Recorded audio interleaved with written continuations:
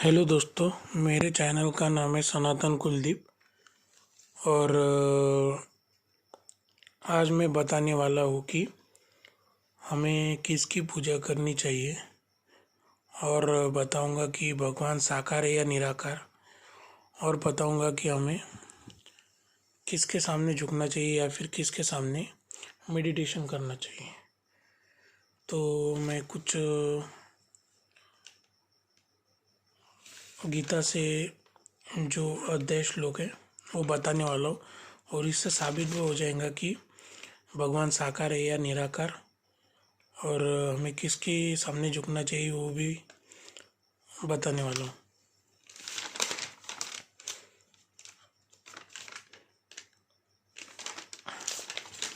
तो हमारे जो गीता में नवा श्लोक 23वां श्लोक है। यजन देवता भक्ता यजन्ते श्रद्धये चिंता तेपि मामेव कौन्तेय। अर्थात हे अर्जुन, अर्जुन मतलब क्या होता है? अर्जुन करने वाला। अर्जुन सिर्फ एक ही नहीं है कि परमात्मा सिर्फ एक को ही ज्ञान दे, ये गलत धारणा है। हे अर्जुन मतलब हे अर्जन करने वाला। हम जो भी ज्ञान अर्जन करते हैं उसको अर्जुन कहा जाता है। यद्यपि श्रद्धा से युक्त जो सकाम भक्त दूसरे देवताओं को पूजते हैं वो भी मुझको ही पूजते हैं, किंतु उनका वह पूजन अविधि पूर्वक अर्थात अज्ञान पूर्वक है। परमात्मा यहाँ पे कहते हैं कि जो श्रद्धा से मुझे सकाम भाव से एकनिष्ठ होकर या फिर एक चित्त होकर किसी दूसरे देवताओं को पूजते हैं। यहाँ पे परमात्मा ने कहा देवता, ना कि भगवान।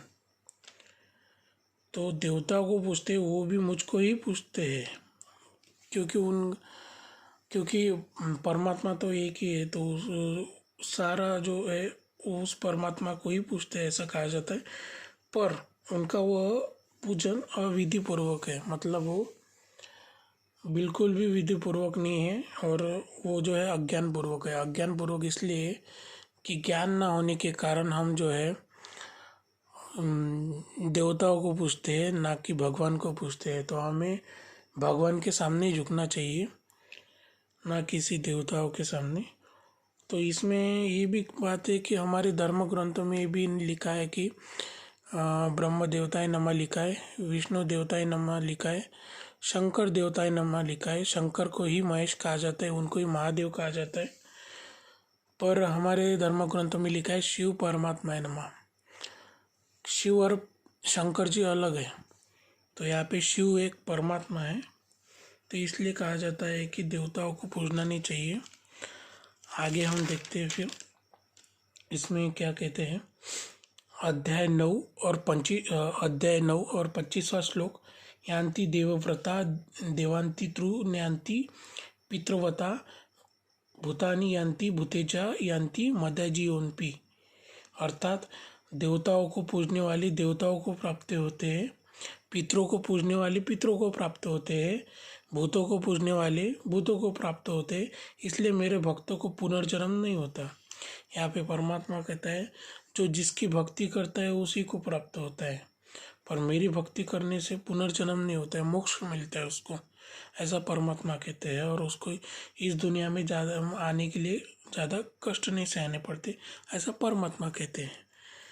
तो आगे हम देखते हैं फिर 9वां अध्याय 28वां श्लोक। शुभाशुभ फलेरु मोक्ष से कर्म बंधने संन्यासी योग मुक्ता विमुक्ते मामुषासी। अर्थात इस प्रकार जिसमें समस्त कर्म मुझ भगवान के अर्पण होते हैं, ऐसे संन्यास योग से युक्त चित्त वाला तू शुभाशुभ फलरूप कर्म बंधन से मुक्त हो जाएगा और उनसे मुक्त होकर ही प्राप्त होगा। तो यहाँ पे परमात्मा कहते हैं इस प्रकार जिसमें समस्त कर्म मुझ भगवान अर्पण होते हैं। तो जो भी हमारे कर्म है, जो भी कर्म बोलो, अकर्म बोलो, विकर्म बोलो, ये तो भगवान के पास ही रहते हैं, मतलब उनको ही मालूम रहते हैं। ऐसे संन्यास योग मतलब जो संन्यास योग किसे कहते हैं? जैसे हम गृहस्थ में भी रहकर संन्यास योग लेना। संन्यास योग मतलब गृहस्थ व्यवहार में भी रहते हुए, गृहस्थ जीवन बिताते हुए भी हमें मोह नहीं रखना या फिर लोभ नहीं रखना, इच्छाएं न रखना, द्वेष न रखना, इसे संन्यास योग कहते हैं।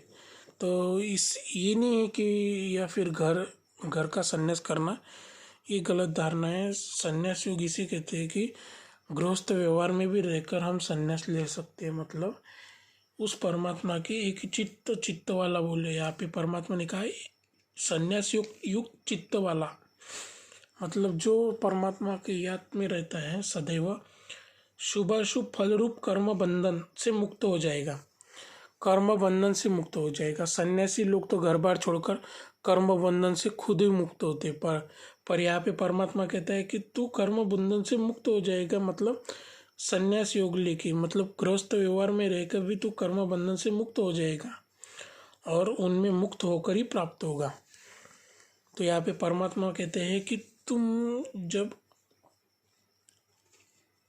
संन्यास योग मतलब जब कर्म बंधन से मुक्त होगा, जो कर्म करके भी उससे अलिप्त है, मतलब उसको ना सुख में ज़्यादा हर्षित नहीं होता, दुख में ज़्यादा दुखी नहीं होता, तो ऐसे कर्म बंधन से मुक्त होकर, जैसे लोभ नहीं करना और किसी अपेक्षा नहीं करना, किसी बात की अपेक्षा नहीं करना और किसी मोह में नहीं पड़ना, जैसे गृहस्थ व्यवहार में रहकर, तो वो जो ब्राह्मण है या फिर योगी है वो मुझको ही प्राप्त होता है, ऐसा।